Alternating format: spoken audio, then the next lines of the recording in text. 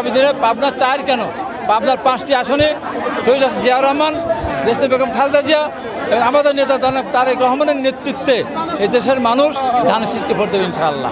এই সাথে আজকেরবাসীর প্রতি একটাই আবেদন যে 17.5-15 বছর আপনারা বাইরে থাকেন, এখন সামনে থেকে নির্বাচন হবে, সমস্ত ভেদাভেদ ভুলে গিয়ে প্রত্যেকেই ধানের শীষের প্রার্থী মনে করে সবাই যার যার মতো কাজ করবে ইনশাআল্লাহ। ঘরে ঘরে যাবে, পাড়ায় পাড়ায় যাবে এবং মেয়েরাও ধানের শীষের পক্ষে ভোট দেবে বলে আমি বিশ্বাস করি। আজকে যদিও বিভিন্নভাবে কোরআন শরীফ নিজের শপথ করানো হচ্ছে, বেহেশতে যাওয়ার কথা বলা হচ্ছে, ধানের দাঁড়িপাল্লায় ভোট দিলে বেহেশতে যাওয়া যাবে, নানান কথা বলছে। এগুলি কথা কেউ বিশ্বাস করবে না। বেহেশত বেচাও যায় না, কেনাও যায় না, বেহেশত অর্জন করতে হয়। আমরা ইসলাম ধর্ম যারা আমাদের আল্লাহ পাকের নির্দেশনা তারা মানি, হযরত মুহাম্মদ সাল্লাল্লাহু আলাইহি ওয়াসাল্লামকে যারা মানি, খোলাফায়ে রাশিদিনের 4 খলিফাকে যারা আমরা মানি, তারা যদি মানুষের পক্ষে কাজ করতে পারে, দুর্নীতি ঘুষ এগুলোতে বিরত থাকে, আল্লাহ পাক আমাদেরকে বেহেশত নিশ্চিত করবেন। কেউ আমাদেরকে বেহেশতে কিনে দিতে পারবে না।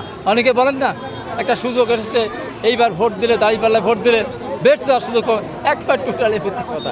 এইসব কথা মানুষ বিশ্বাস করবে না। আর আমাদের তো অর্জন আছে, এই দেশটা যা দেখছেন সব তো আমাদের অর্জন। তাদের কী অর্জন আছে বলেন? যারা আজকে আমাদের সমালোচনা খারাপ, তারা দেশের স্বাধীনতার উদ্যোগে অস্বীকার করে। এখন তারা সবার চিন্তা চায় না, এখনও তারা স্বাধীনতাকে স্বাধীনতা বলে না, তারা 71 গণ্ডগোলের বছর বলে।